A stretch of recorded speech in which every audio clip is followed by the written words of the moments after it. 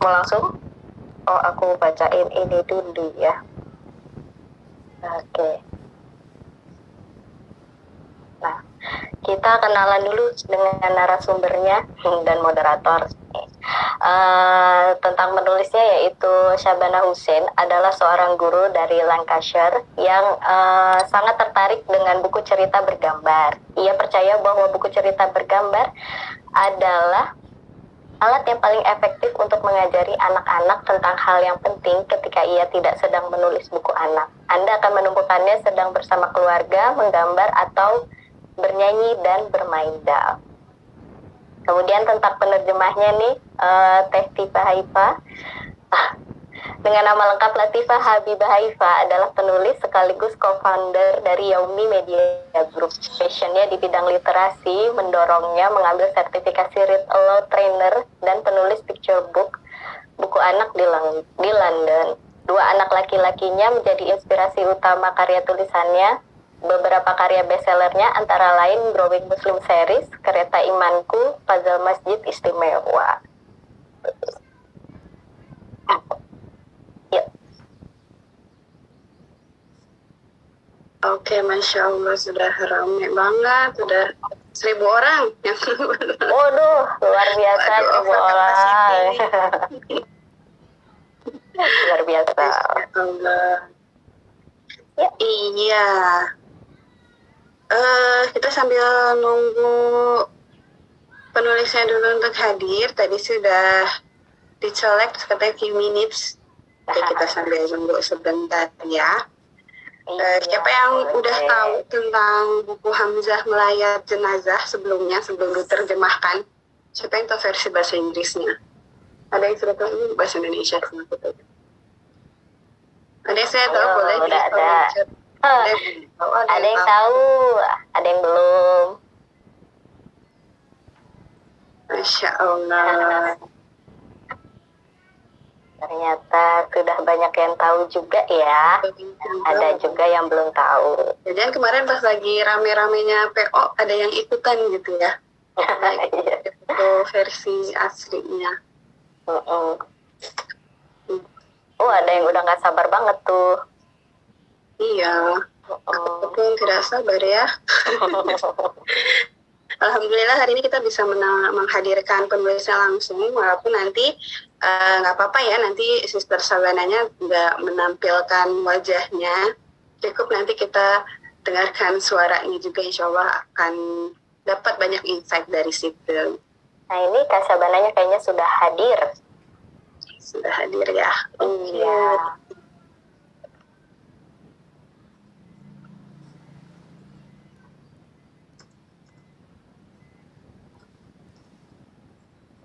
Bisa jadi co-host?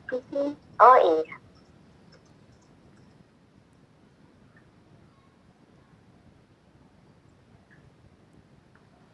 Kayaknya udah. Dan di spotlight juga mungkin ya?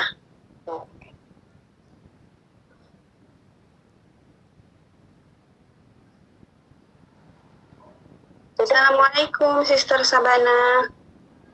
Waalaikumsalam. So happy to be here. Masya Allah. Can you hear my voice clearly? Yes, I can. Alhamdulillah. Okay. How are you? Alhamdulillah, I'm good. Just a little bit busy, so I was doing something else. I was trying to log on at the same time. If anyone's read my bio, I'm a teacher as well. And although I've reduced my hours, I don't do as much in the classroom, but I also do prepare children for their exams. So I'm a little bit busy with exam season. Wah, Masya Allah. Jadi teman-teman, Sister Sabana, I will try to translate what you said to our audience. So it will be in two languages, in Indonesia languages and English. Are you okay with that? Yes, I do talk quite fast, so I will try not to do that too much, so it's easier for you to translate. Okay, but please talk slowly. Okay, so I can get you. Masya Allah, jadi Sister Sabana ini mengajar juga. Jadi beliau lagi sibuk juga dengan ujian anak-anak di sana gitu. Kalau di kita udah selesai bagi rapot ya, alhamdulillah. Gitu. Oh ya teman-teman, maaf aku tidak pakai virtual background-nya ya, karena mukaku akan jadi glowing banget kalau pakai virtual background.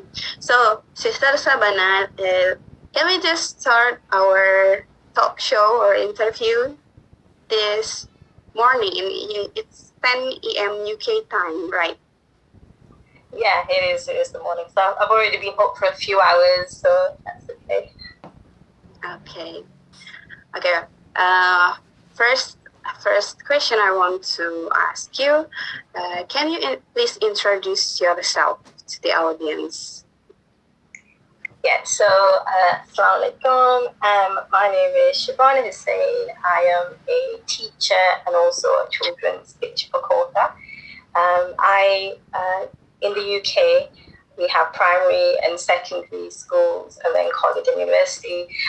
So I teach secondary school students, so they are aged 11 till 16. And my subject that I teach is English. And I also prepare the students for their end of high school exams as well. And the writer side of me has only started recently. I started writing in 2020.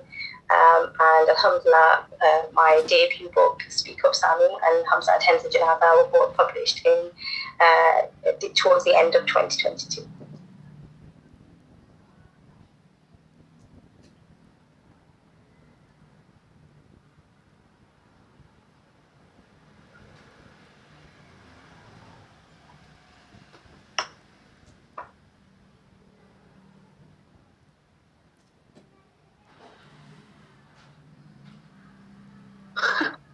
Okay, sorry, I'm on mute. I don't know. Okay, jadi Sister Sabana ini ngajar di secondary school ya, di SMP kalau di kita, di usia 11 sampai 15 tahun, Masya Allah. Wow, dan buku Hamzah Melayat Jenazahnya ini juga buku baru yang baru terbit di awal tahun 2023, ini dari Cube Publishing. Okay, Sister Sabana, I want to know how you feel that your book is translated into Indonesian language, and what is your hope for the Indonesian readers? And maybe you already have testimonials and good responses for the English version. We want to hear about that as well. Yeah, so Hamza Tenza Janaba is really special for me because I really wanted it out last year, and Alhamdulillah, Q Publishing managed to do that for me because I wanted it out in autumn because it's got an autumn theme. And straight away, the response was amazing. When I did the cover reveal, that was really special. And one of the first reviews that came in was from a judge on the Muslim Bookstagram Awards. So she's one of 4 judges, and she's based in America. And I was a bit worried about what they may think, but her review was absolutely amazing. She normally gets about, I think, a few hundred people liking each of her book reviews. But when she did the Hamza review, about over 3,000 people liked it. I was just blown away. It was amazing, mashallah. So that's the Islamic School Librarian. She does amazing reviews of books, Islamic books, books that feature Muslims, the books that are written by Muslims. So it was really, really special to get a review like that very early on. And it was only, I think, last month that Q Publishing mentioned to me that it was going to be translated into Indonesian language, Bahasa. And I was absolutely over the moon because my dua has been for Hamza to reach as many families as it possibly can. Because if I never wrote a book after Hamza, I would still be a very, very happy woman to have put that out into the world, because that was the main thing that I really wanted out in the world. But alhamdulillah, my ideas are not stopping, and I think Allah has a bit more in store for me, inshallah. Mashallah, very nice to hear that. Oke, jadi Hamzah melayat jenazah atau Hamzah di jenazah di bahasa Inggrisnya ini sangat spesial untuk penulisnya, dan alhamdulillah Q Publishing mau menerbitkan buku ini. Nah, buku ini juga pernah di-review sama Muslim Bookstagram Awards yang base-nya di US. Nah, itu dari situ ada 3.000 orang ternyata yang menyukai bukunya, dan itu sangat berkesan gitu untuk penulisnya. Dan buku ini juga diharapkan penulisnya bisa mencapai ke banyak orang, bisa diterima oleh lebih banyak orang. Jadi begitu buku ini diterjemahkan ke dalam bahasa Indonesia, penulisnya merasa sangat bahagia karena doanya dikabulkan gitu untuk meraih biar reach banyak orang yang bisa dapat manfaat dari buku ini, insya Allah.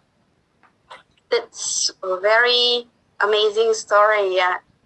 Oh, amazing. And next question from me before we open the Q&A session with the public. Maybe you should spend with me a little bit longer. I have a few more questions for you. That's fine. Okay, how long it takes to write Hamzah attends a janazah? Well, I started writing in 2020, and some people may have heard of a writing coach. She's an award-winning author herself. Her name is Naima B. Roberts, and I did one of her courses. So it was a 6-week course, and I wrote a few stories in that time. So, and each story was going to go to the editor to be edited at least twice in that period. So I needed to get the story out quickly so that it could go through the editing processes as well. So I think I actually wrote it in a couple of days. That was the first draft. But after that, going back to it, editing it, reducing it, looking at lines, looking at sentences, all of that took up until 2022, because sometimes I just left it because sometimes you just don't know which way to go, because you know there's something not right, but you don't know how to change it. So sometimes leaving a story for a while and looking at it with fresh eyes is much better. So it took me another couple of years to really perfect it and make it the best it could possibly be. Okay. Recording stopped. Recording in progress. So, buku ini ternyata sudah ditulis cukup lama, prosesnya dari tahun 2022, dan sudah bolak-balik masuk tahap editing untuk menghasilkan gimana sih buku yang bagus dan enak dibaca oleh audiens, oleh pembaca. Nah. Okay.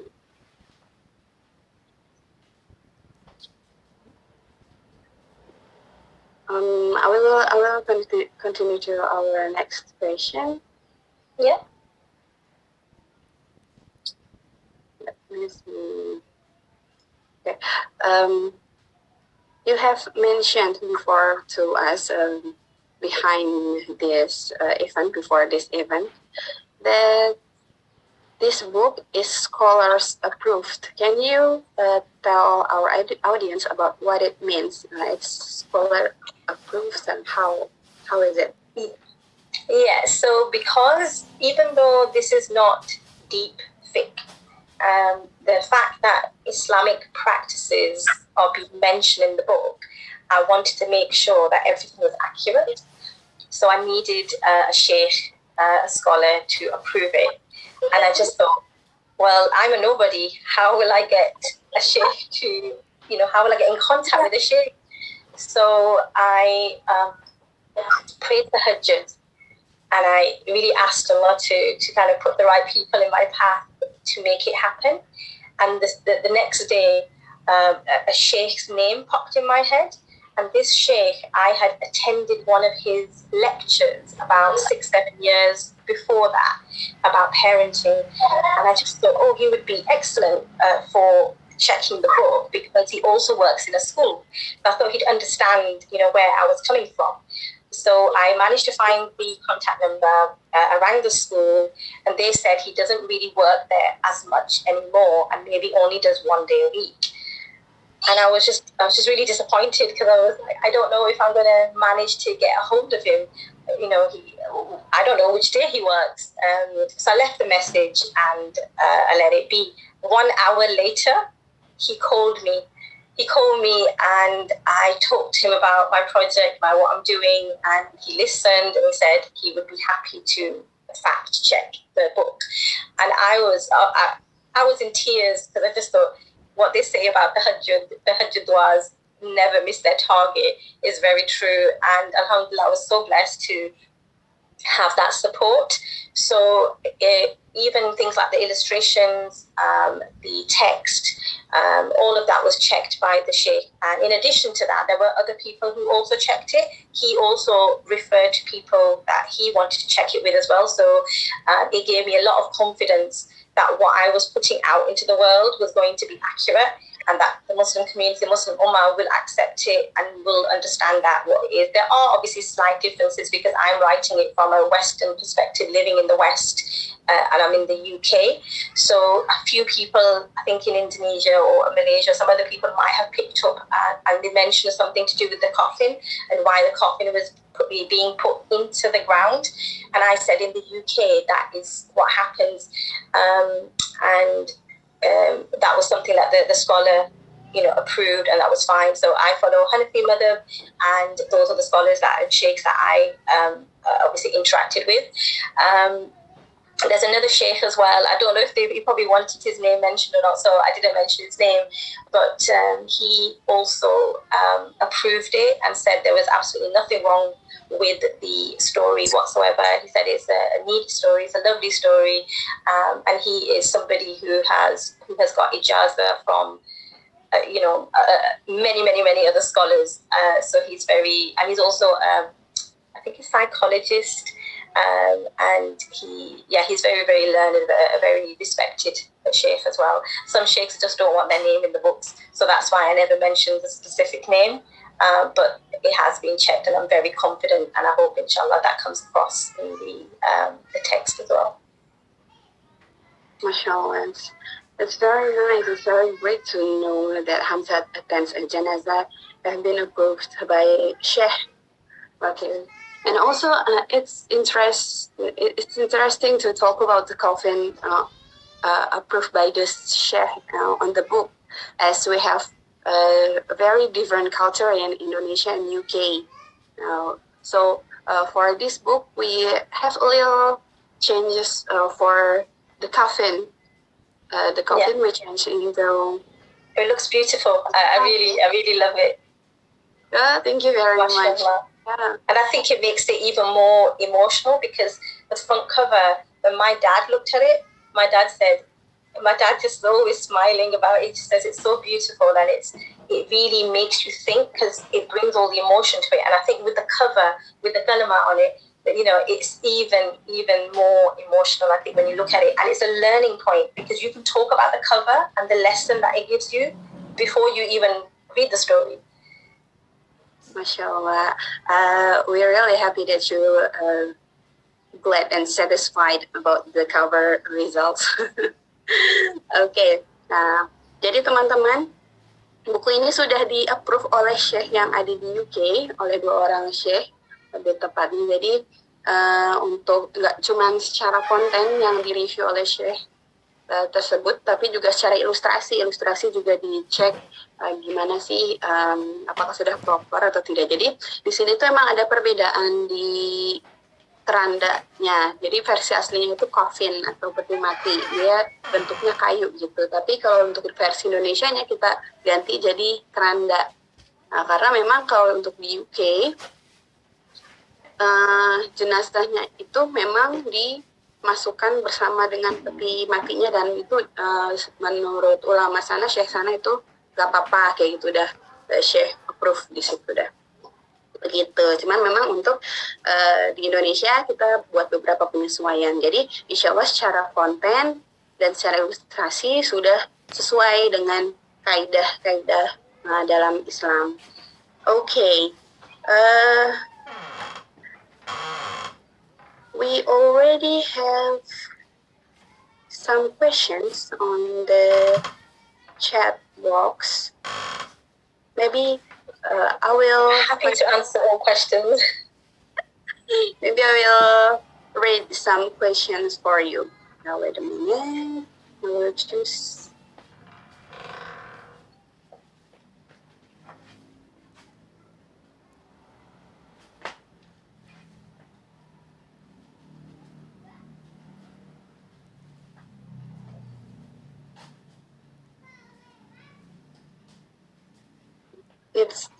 The first question is from Oksa.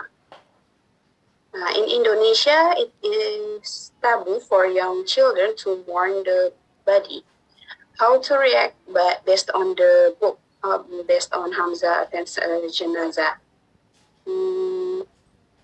Can you tell us how Hamza react on the funeral? Yeah, on the Uncle Samir funeral, like that. Yeah, I think with the topic, because the topic is actually taboo, I think across cultures, across religions, Yeah. Everybody kind of avoids this topic. And one of the reasons I think people avoid it, adults, because it's awkward. It's people don't like to talk about sad things usually, and in addition to that, the adults feel that the children won't understand, or the children will get scared. And this is a common thing. I think parents think that, oh, they're too young, they won't understand. But I think we underestimate children. They do understand, but you've just got to make sure that it's age appropriate. So if the child is only 3, you're not going to start talking about Barzakh, and what's happening inside the grave. That's too much. And it just depends on the child as well. Some children are more sensitive than other children. But I think I really, really feel strongly about introducing the topic early on with children, because the more you talk about it, the more they get used to it and comfortable, and it won't be a shock.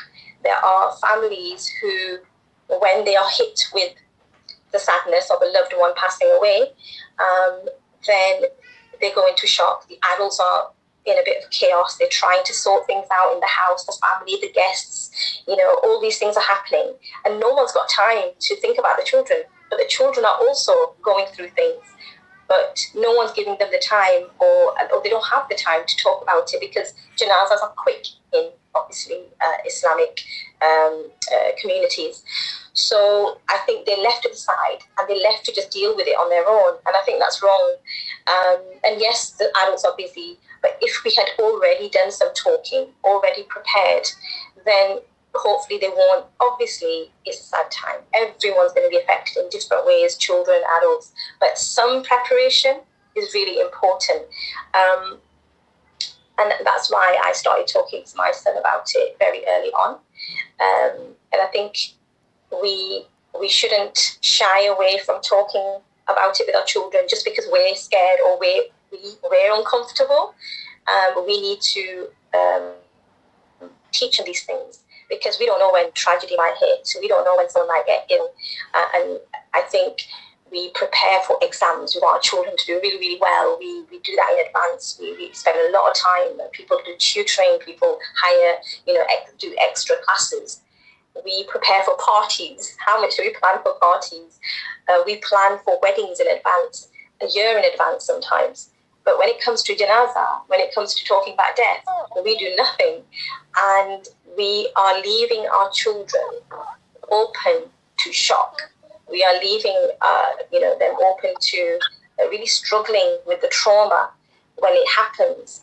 And I think we need to discuss it so they have the necessary tools to talk about it, to navigate this very difficult area with a little bit more ease, inshallah. Okay, mashallah. So, sometimes the adults who is more scared to talk about death, funeral topic to our younger children. But yeah, they already understand. Even my 4 years old already understand about. Let's grandma's dad. Why is it some kind of questions?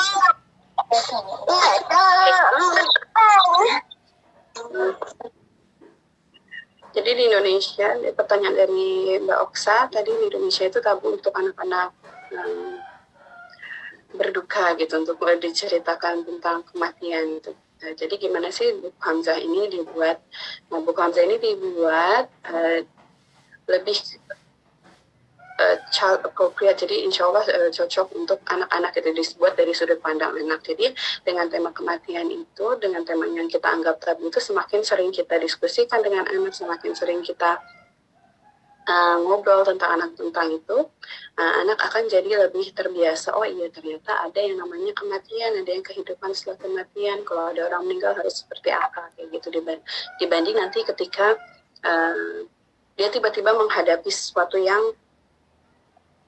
mengejutkan gitu, buat tiba-tiba ada orang tersayangnya meninggal kayak gimana, dan pemakaman itu kan cepat di Islamnya, langsung sat dimakamkan gitu. Juga anak mungkin di saat itu kita juga nggak punya waktu gitu untuk menjelaskan ke anak, mengkondisikan anak, tapi memang karena kematian itu sesuatu yang pasti terjadi dan harus kita persiapkan, maka lebih baik untuk dipersiapkan dari sekarang, didiskusikan, dipersiapkan seperti itu. Okay, I will continue with my question. After that, we have a slide for Q&A session.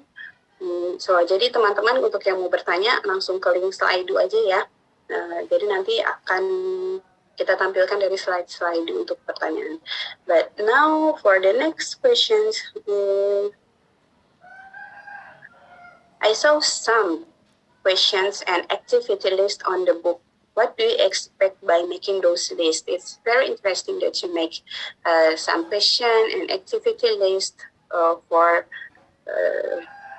accompany the parents reading this book for their children. What's your goals for making that list? Yeah, so the back matter, which includes the questions, obviously I have my teacher hat on when I was thinking about this, because I really wanted it to be a learning resource for parents, for the children, for maybe madrasa teachers, something that they can use when the story finishes. It's not just the end, because it's such a heavy topic. I didn't want to leave the adults just like that. I wanted to give them something extra. So there's a glossary. Because sometimes if you've never spoken to your children about this, there are going to be some new words. Maybe sometimes some of the adults might not be aware as well. So it is helpful for the adults, I think, but mostly obviously the children. It's also helpful for non-Muslims who may be picking up the book and just want to see what Islam, thinks about funerals, and what do they do. So maybe teachers in a school who are teaching religious studies, they may want to pick up a book about Islam, and they might want to know about this, and they may want to discuss it with their students. So the glossary is there. Then there's also questions which are linked to the story. So the first thing is a glossary, the second thing is the questions, and that is specifically about the story, about why Hamza perhaps is doing this and what's going on. And then the third section is also to do with follow-on activities. So if you have got children in your family, you might have a 3-year-old, you might have a 5-year-old, you might have an 8, 9-year-old. The activities are for all of them. So one of the activities in there is draw a sweet shop with all your favorite sweets. And that's because Uncle Samir in the story owns a sweet shop. And that's something for the little ones as a follow-on activity. But something for the older ones could be something like do a good deeds jar.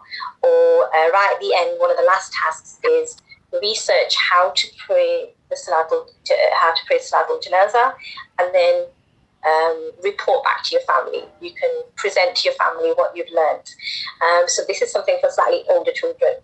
So there's something there for everybody. And in addition to that, I've included some hadith and some du'as. So when Hamza goes into the graveyard with his dad. It would have been too long to put the whole dua in, but he hears his dad say salam, and we know that when we go into the graveyard, we should be saying salam. And we know that those in the grave say salam back. It's just that we can't hear them. So the dua is at the back. There's also hadith referencing the reward for attending janazah.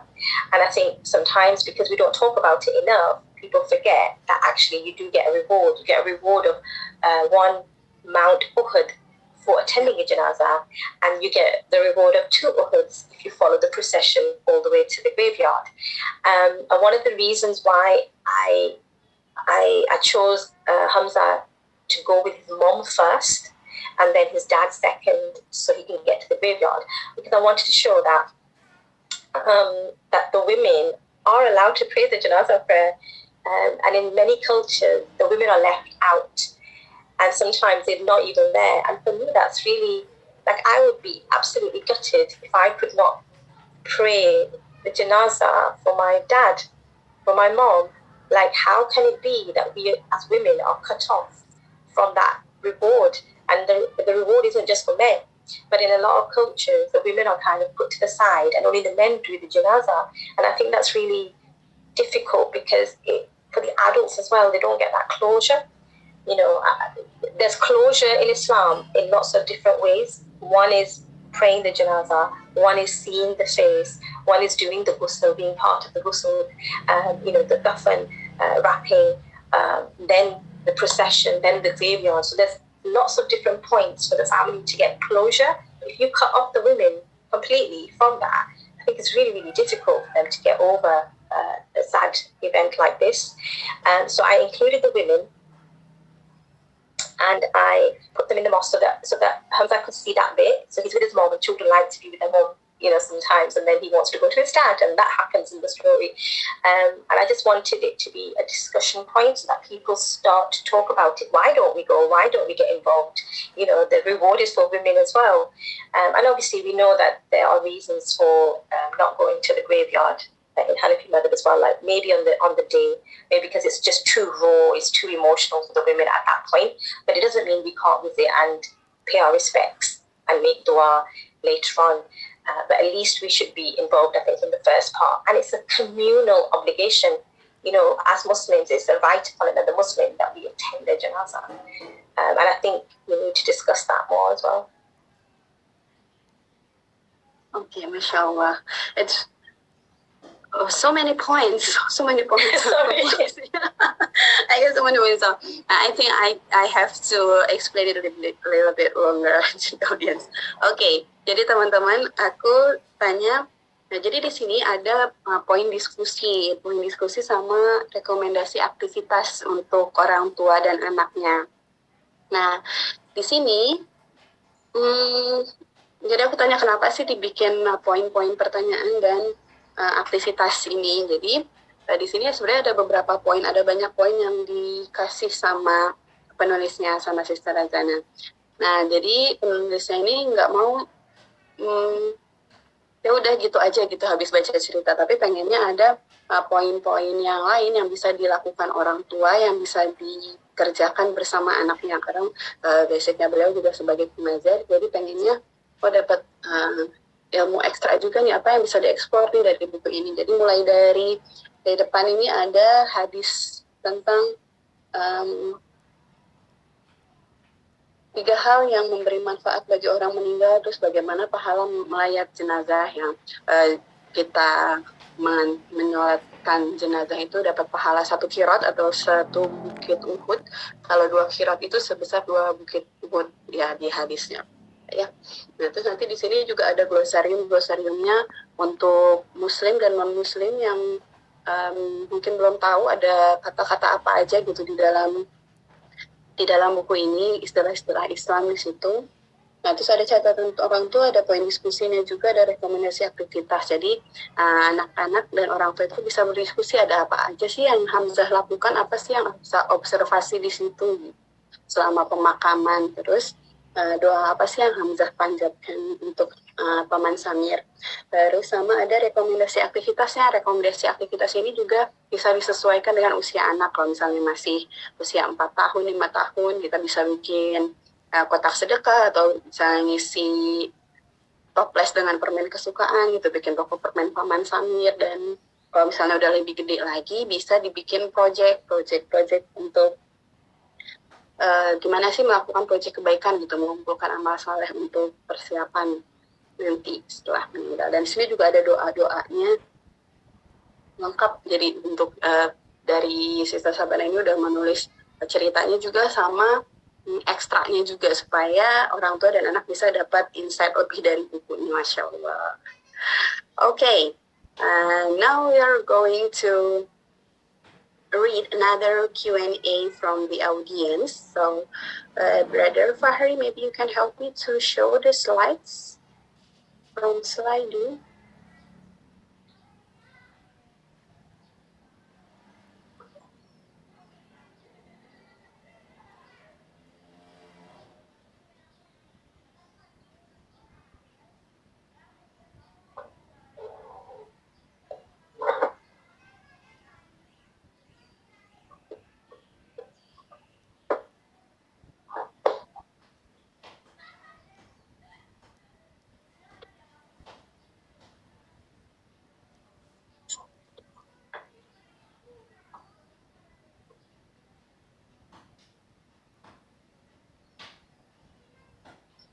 Okay, now we have the right slides for the Q&A.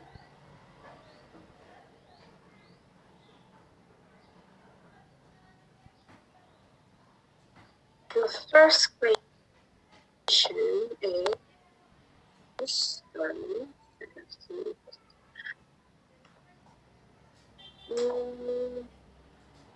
when we can talk about death to our children, from which age is better?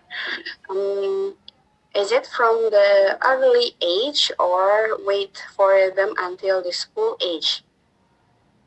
What do you think about this question?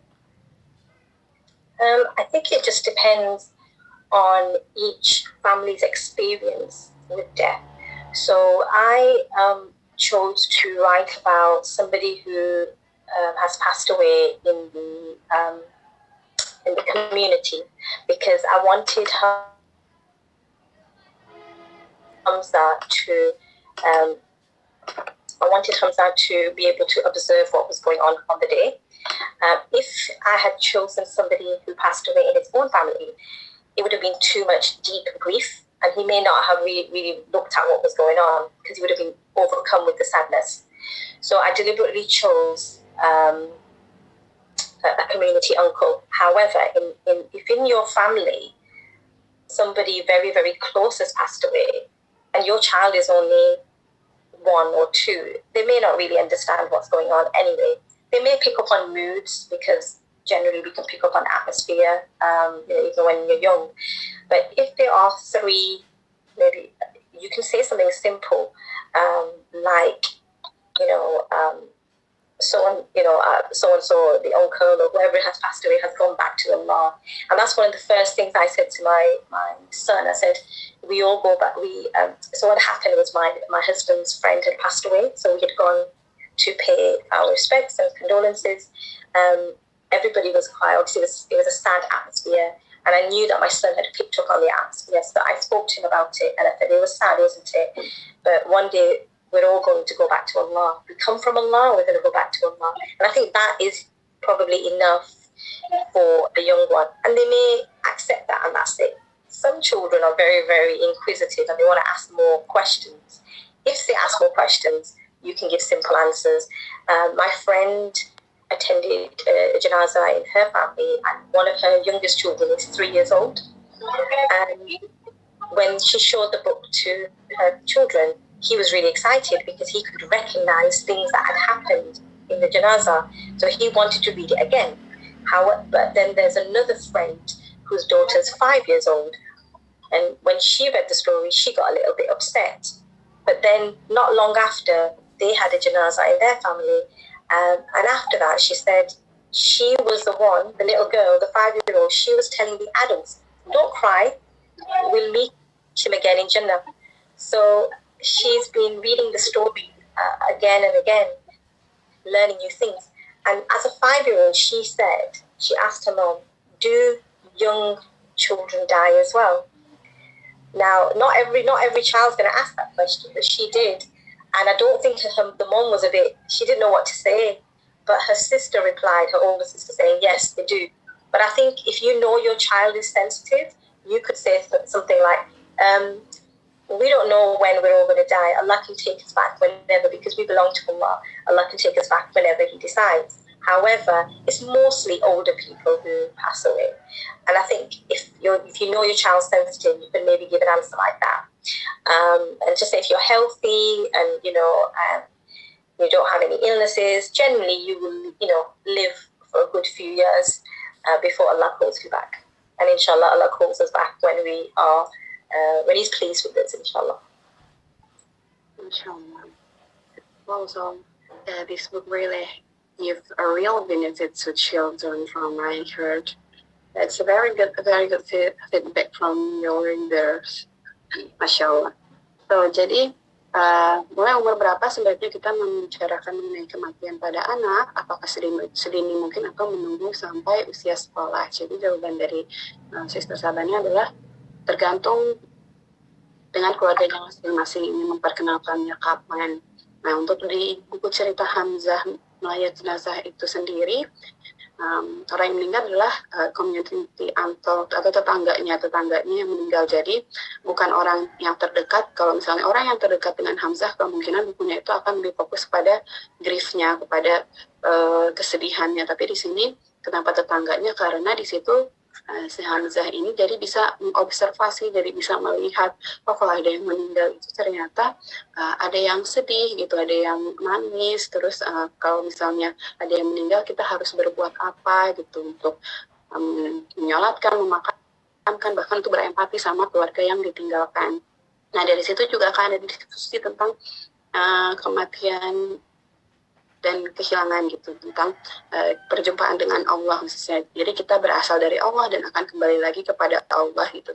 Dan caranya memang kita harus melewati kematian itu gitu. Dan itu bisa didiskusikan pelan-pelan dan bertahap. Jadi nggak langsung begitu baca buku cerita ini langsung sekali beres gitu kita bahas tentang ini. Tapi akan ada masanya anak kan balik lagi bertanya gitu. Seperti yang dicontohkan, jadi ada yang membacakan buku Hamzah Jenazah ke anaknya, diskusi, habis itu tiba-tiba ada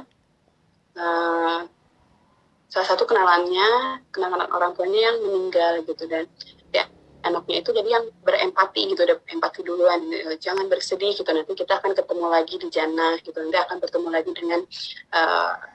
dengan orang yang meninggal itu di jannah gitu. Nah, kayak gitu. Jadi anak juga bisa menemukan empati ketika ada orang lain yang meninggal, ketika anak sudah dikasih tahu nih dari awal. Nah, kemudian si anak itu juga beberapa lama kemudian balik lagi bertanya, apakah anak kecil juga akan meninggal gitu kan. Jadi emang ada anak yang bertanya seperti itu, dan ada juga yang mungkin enggak terlalu peka gitu, enggak terlalu sensitif untuk bertanya kayak gitu. Nah, itu juga nanti akan balik lagi ke orang tuanya, gimana caranya kita bisa menjawab dengan tepat gitu tanpa mengikuti anak gitu. Kalau misalnya anak itu memang terlalu sensitif, bisa dijawab ya kita tidak tahu gitu kapan kita akan meninggal gitu, mau usia berapa, umur berapa, tapi yang jelas kita harus beramal mengumpulkan pahala untuk nanti kita insya Allah bisa ketemu lagi di jannah kayak gitu. Nanti diskusi-diskusi kecil seperti itu sebenarnya sangat penting dan salah satu tujuan dari pembuatan buku ini. Okay, thank you very much for your answer. So I will move to the next question from this lady. The complete question from the second one is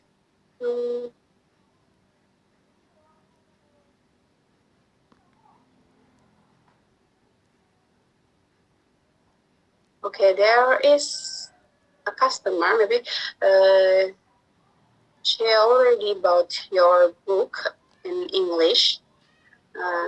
So there is a customer who bought this book because mm, his his wife, the kid's mom is already passed away, and always cried every time he miss he miss his mom. So, do you have tips for kids who have that trauma? Yeah. I think when it's a young child who has experienced very close loss, they will be going through obviously a lot of emotions. In my family yet, I have not experienced that kind of loss. And also, but I do think if it's a small child, that we shouldn't, we shouldn't ignore it. We should let them talk about their feelings. We should let them know that it's not their fault that somebody has passed away. We should also not pretend. I think sometimes some adults will say, "Oh, they've just gone away." But if you use that kind of language, saying the adult whoever's passed away has gone away, they might think they're coming back, and they're not. So we need to be direct with our language, make it age appropriate, simple, but say things like I mentioned, that we come from Allah, and one day we're all going to go back to Him.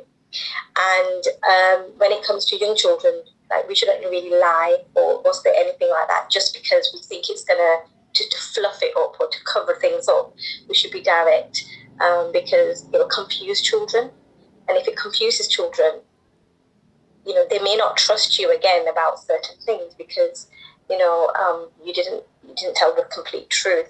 If you don't know the answer, just say, I don't know, but I can find out for you. When my son, when I told him the first time that we're going to go back to Allah, his main concern as a 3-year-old was, I don't want to leave this house. And I said, yes, it will be sad,